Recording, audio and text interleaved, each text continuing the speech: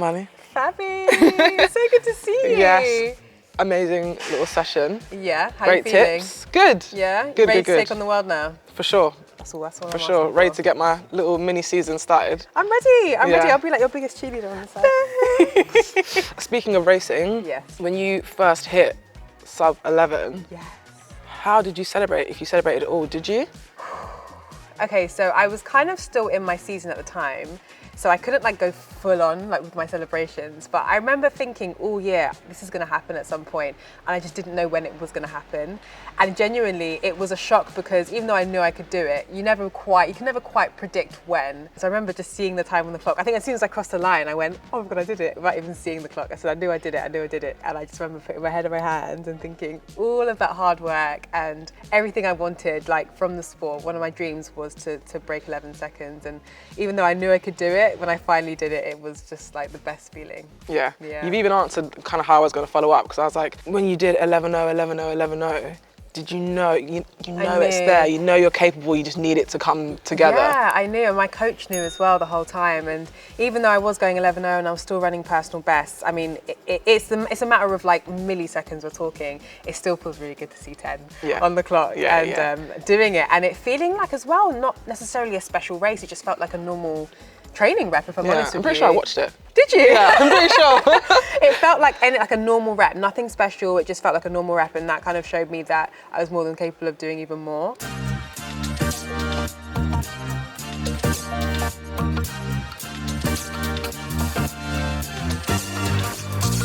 So obviously talking about the season and how successful we were last year and building on that and stuff, I actually noticed that aside from sport, on your Instagram, because we follow each other on Instagram, that you started a book club. I did. And is that something that really helps you kind of separate from high power, high energy, high stimulus, and have something that's a bit more relaxing, but also social, interacting with friends, but also like, I guess some of your supporters and fans and stuff would join in as well? So for me, I've always needed to have like different facets to my life. I've never ever competed well just doing one thing, just focusing on athletics. So whether that was when I was doing my degree, that was like amazing for me, even though it was stressful, like it was so stressful, it was still really good. And whether it's doing like my fashion bits, whether it's doing my book club, or just having different passions, it makes me feel like more whole as an athlete. And so with the book club in mind, I really wanted to curate a community of people that, like me, I love reading, but don't necessarily always have the time for it.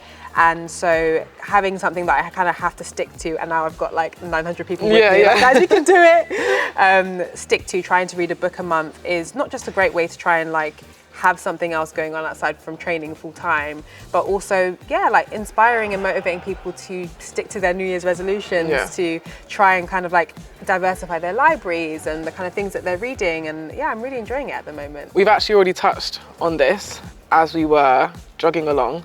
Our favourite Nike trainer of choice. We were talking about this, weren't we? It's got to be the Pegasus. Yeah, we're Pegasus girls. Pegasus is like at the top of the pyramid for me. And I'm so dedicated. I've got them in every single colour. Like I will never wear anything else. But saying that, we liked this today, didn't we? We did. Yeah, and especially coming off a plane, like I just flown from a championships, this is what my feet needed today. Yeah, gave you a bit of lift. It gave me a bit of lift. It did like half the work for me, which is like perfect. I shouldn't say it really. And also, I like the kind of the fashiony bits on the bottom, the little zebra and stuff. So cute. It's like practical but cute at the same time. Yeah, but no, Pegasus is 100% number one training. For you as well? 100%, I think from Pegasus 30 or 33.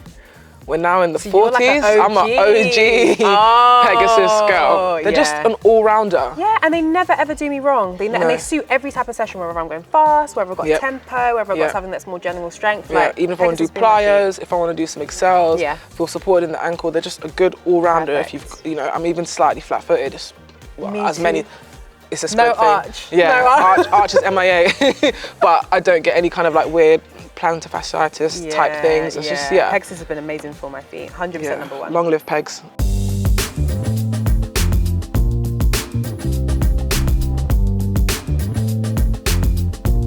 Leading into summer championships and bigger international competitions and stuff, it's a long road from winter training to even starting your season opener. What do you kind of tell yourself to not jump ahead and get ahead of yourself and only look at the end goal when you've got steps and benchmarks and micro achievements and other wins along the way? Like, how do you kind of talk to yourself so that you don't just think, oh my God, massive championship. Yeah. Without kind of going with the flow of the journey. That is such a good question. Because it's such a good question because, as you know, as athletes, we are the most impatient people of all time. And especially when you do have like a major championships coming up in the summer, the only thing that you're obsessing about and thinking about is that pinnacle moment. And one thing I've learned, I would say, is that sometimes kind of having your focus on that is a really draining thing because you're not quite there. And even when we were discussing in our warm-up, like my training sessions, I would say half of them are like amazing, half of them are, they'll say a third of them are amazing, a third of them are just solid, and a third of them are just not great. And that's absolutely fine. That's just how it is when you're training 9 times a week or whatever it is. And I think having that mindset of like taking each day at a time, what am I gonna get out of today, rather than, oh my God, PB time, perfect time, final, like, you gotta stay in the moment as much as possible with it. And I think that's how you keep it fresh and exciting and motivating. Otherwise, you'll burn out like super quick.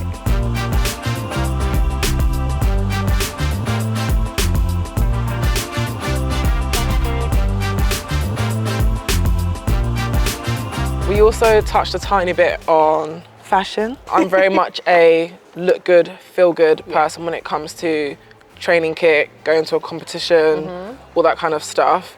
I'm getting there on the personal life vibe, but you... Stop it. London Fashion Week, little beauty event here, little event here, little photo shoot here. I love it. I was that girl when I was like 12, 13, 14, spending like endless nights on YouTube, like looking at like makeup tutorials and vlogs, hauls and like trying to like, you know, like the really cringy ones.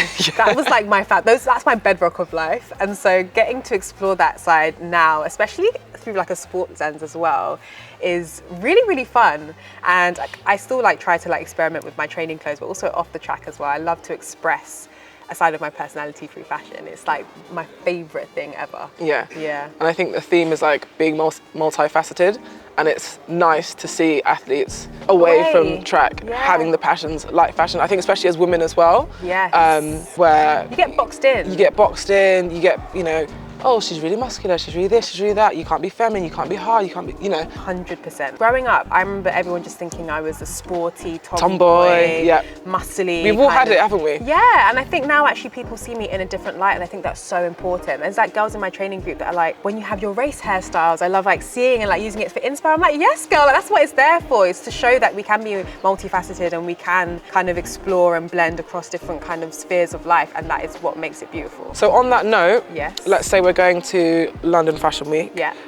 Any designer of choice. Pick 3 Nike athletes to join you front row. Anna Wintour's right there, front row with you. Is Anna there? If you want her to be there, she's there. This is our Fashion Week universe. Okay, gotta say Serena. She's a style icon, absolute style icon. Then I have to say one of my absolute inspirations, Shelly-Ann. Gorgeous as well. Yes, so beautiful. So gorgeous. And I love the fashion stuff that she's doing at the moment too. And then number 3, okay, I'm trying to think about a different sport now. Maybe someone like Ronaldo. I feel like he's a sharp dresser. Sharp? Yeah. Also just because it's Ronaldo. Yeah, that too. And he's cool. Yeah. And I kind of want to take a picture with him. Yeah. And you're a football girl as well, aren't you? I'm a football girl. I'm a United girl. Yeah. So it works. That's a great one. So Serena, Shelly-Ann, Ronaldo. That's pretty sick. That's a good lineup. I don't even need to be on the front row. It's like all pretty iconic in how they dress on and off the pitch as well, and how they style themselves, all interested in fashion as well. Good picks. Good picks. Thank you so much. Thank you. Nice, cool.